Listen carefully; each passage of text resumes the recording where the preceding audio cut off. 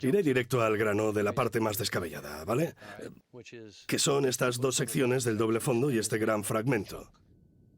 Hay tres piezas del naufragio cuyo emplazamiento en el mapa del campo de escombros no tiene sentido. Tienen valores atípicos. Son enigmas porque extrañamente se encuentran al este del hipocentro.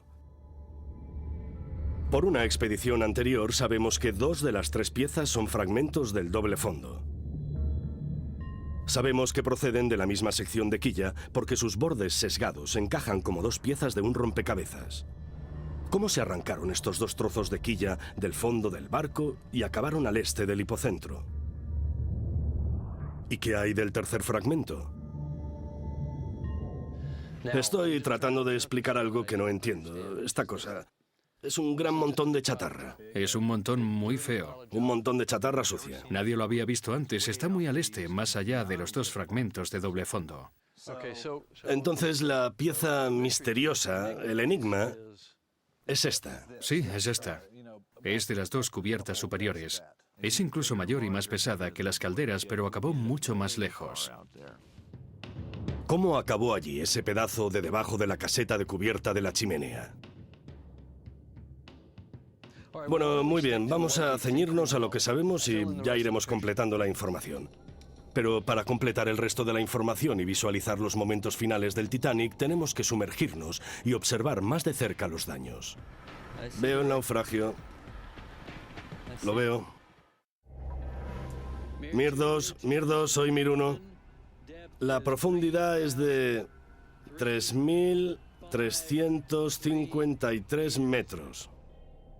Me encanta esto. La exploración.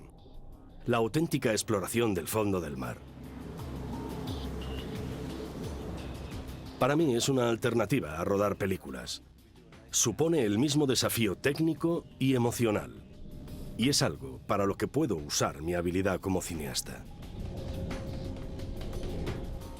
Se trata de desarrollar la tecnología y de asumir el reto personal de acudir a un entorno hostil, de hacer bien las cosas, de hacerlas a salvo y de regresar con resultados. Y adiós al mundo de la superficie. Llevo muchos años buceando en naufragios a profundidad de bombona. Me encantan los naufragios. Me encanta el misterio y el romanticismo de los naufragios. Y el Titanic es el naufragio máximo. Es el Everest de los naufragios. Así que me dije, hagamos una expedición de verdad al Titanic para rodar escenas para la película. Era un territorio completamente nuevo. Nadie lo había hecho antes. Pero ver la oscuridad de aquí abajo y preguntarme qué hay más allá fue lo que me condujo a querer volver y explorarlo exhaustivamente con una tecnología nueva. Y cuando acabé la película, me puse a planear mi siguiente expedición. Vale, en la inmersión 1 irán JB y Bill en el Mir 2 y Vince y yo en el Mir 1. Entra aquí, explora estas salas. Hasta nuestra expedición de 2001, nadie había intentado estudiar a fondo el interior del naufragio. Cuando volví para grabar el documental en 3D, Fantasmas del Abismo, desarrollamos vehículos teledirigidos o ROV, nosotros los llamamos bots, fabricados para resistir la enorme presión a esa profundidad. Podían maniobrar a través de los pequeños agujeros del pecio y explorar hasta 610 metros del submarino tripulado. Los ROV anteriores habían estado conectados al submarino por un cable corto y voluminoso. Nuestros vanguardistas mini-ROV, a los que apodamos cariñosamente Jake y Elwood, llevaban un suministro de energía a bordo y solo necesitaban un carrete de cable de fibra óptica fino como un pelo para recibir instrucciones y enviar imágenes de vídeo en directo a mi submarino. Cuando los guiaba por dentro del naufragio iban desarrollando un cable, igual que Teseo con el ovillo de hilo cuando exploraba el laberinto. Eso hizo posible que se vieran por primera vez zonas del Titanic que no se habían visto desde que se hundió. Los bots por fin llegan al Titanic. Hemos tardado 3 años. ¿Os veré en el fondo? Desde mi primera expedición he vuelto 2 veces. Capacitador de vuelo. Enlace de comunicación. Muy bien. Creo que estamos listos para despegar. Elwood está saliendo.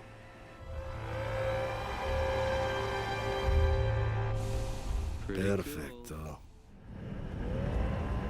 Edward parece estar muy bien.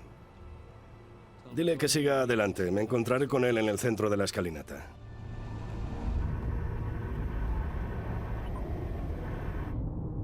He grabado miles de horas de metraje de estudio arqueológico en el interior del naufragio.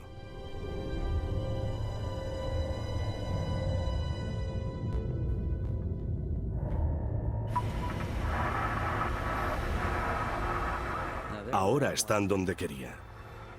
Son las ventanas de cristal emplomado. Fíjate, es increíble. Otra cosa fascinante es la idea de la telepresencia. Cuando pilotas un ROV por primera vez unos minutos y luego te pasas horas seguidas, te olvidas por completo de tu existencia física humana. ¿Qué pasa? Y te transformas en ese vehículo. Es casi como si notases lo que nota él.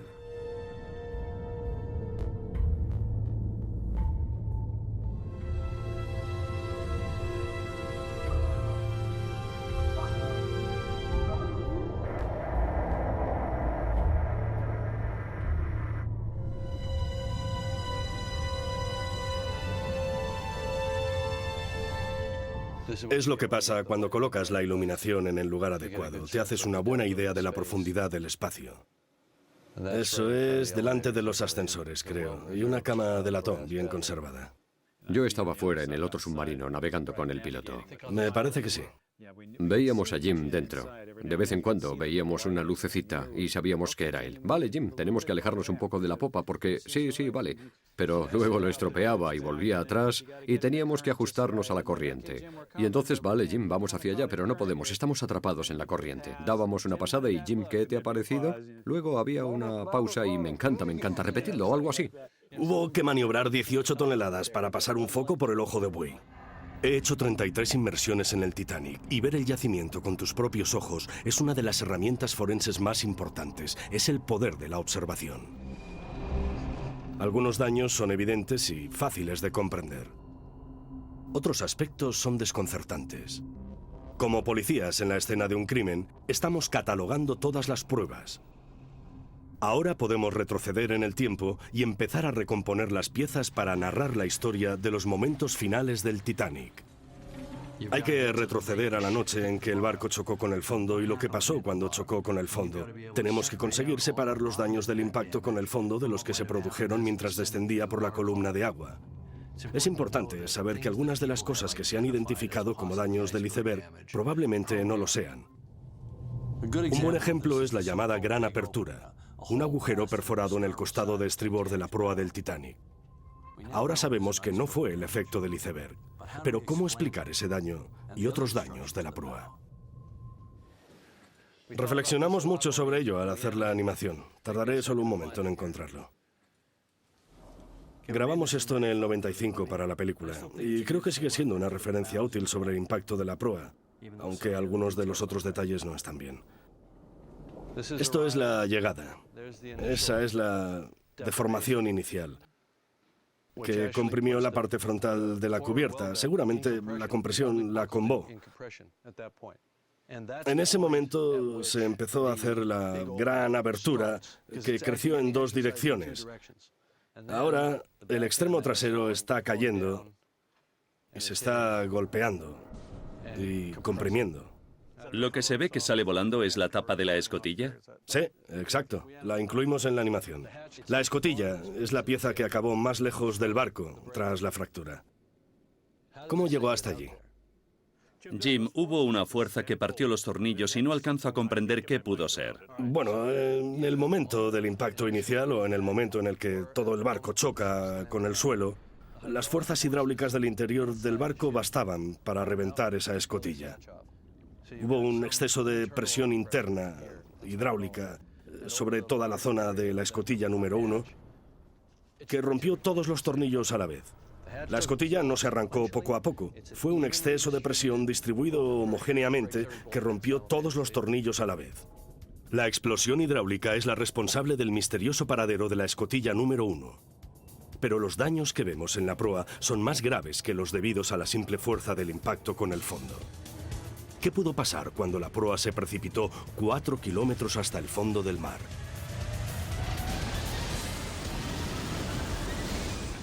Chocó con el iceberg con el lado de estribor, ¿verdad? Fue rebotando a lo largo y se le perforaron agujeros como en código Morse. En una escena de la película Titanic recurrimos a la animación para ilustrar lo que creemos que pasó al personaje de Rose cuando se hundió el barco. Entonces, cuando la proa baja, la popa sube. Desde entonces hemos avanzado mucho en maquetación informática y animación en 3D, pero más aún en nuestra comprensión del desastre. ¿Y qué ocurre? Se parte, hasta la quilla. La sección de proa se separa y aterriza a unos 800 metros. Iba a unos 20 o 30 nudos cuando chocó con el fondo del mar. Mola, ¿eh? Gracias por su excelente análisis forense, señor Bowden. Por supuesto, la experiencia fue algo distinta. Así que esta animación del año 95 narra una buena historia, pero algunos detalles no están bien. Y con lo que estamos aprendiendo en la investigación actual, vamos a actualizarla. Tira de todo el barco hacia abajo y hacia adelante.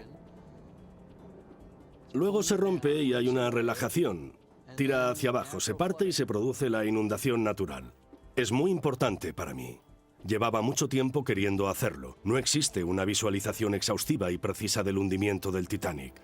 Trabajando con el animador Casey Schatz y el ingeniero naval Parks Stephenson a distancia, voy a mejorar lo que hicimos hace 15 años.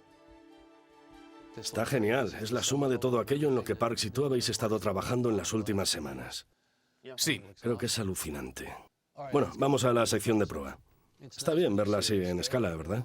Sí, claro que sí. Cobra sentido cuando lo ves a escala. Todo cobra sentido y es todo preciso, ¿no? El barco y la columna de agua están a la misma escala. Por supuesto, he sido muy concienzudo. Vale. No me sorprende. Ya está. Es justo como siempre lo imaginé. La popa solo está unas esloras más atrás. Sí, es sorprendente, pero le siguió muy de cerca. Todo el mundo dice que planeó hacia adelante y planea hacia adelante, pero si te fijas en esto, dirías que no hizo más que caer. Sí, planea hacia adelante y por eso se desplazó. Pero se desplazó una eslora hacia adelante y 6 hacia abajo. Así que básicamente cayó. Se hunde, pero se estanca un poco. Y cuando se estanca, se mueve hacia adelante. Y luego se hunde y cae más. Y cuando se ralentiza, se mueve hacia adelante. No podemos completar la actualización de la animación hasta que respondamos algunas preguntas más. Seguiremos trabajando marcha atrás desde el naufragio. Hemos analizado la fuerza del impacto contra el fondo, pero no explica todos los daños observados. ¿Qué pudo ocurrir cuando la proa se precipitó 4 kilómetros hasta el fondo del mar? Para mí, una de las partes más divertidas es fijarse en lo que le pasó a la proa nada más hundirse bajo la superficie y en las pruebas del elevado ritmo de flujo, el elevado ritmo de flujo longitudinal. La proa del Titanic pesaba al menos 20.000 toneladas. Se desgajó de la popa y se precipitó hacia abajo a una velocidad de entre 40 y 48 kilómetros por hora.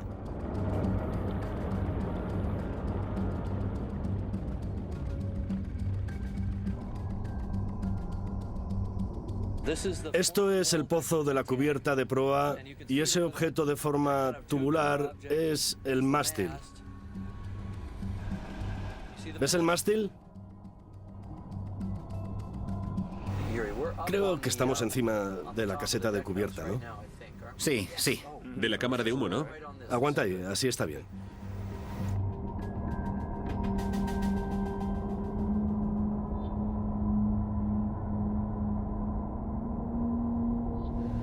¿Tenemos alguna foto de esa zona a mano? Puede que sea mejor partir de uno de los dibujos de Ken. Esta es de esa sección del naufragio. Ken se siente muy conectado con el Titanic. Y la verdad es que vendí la idea de la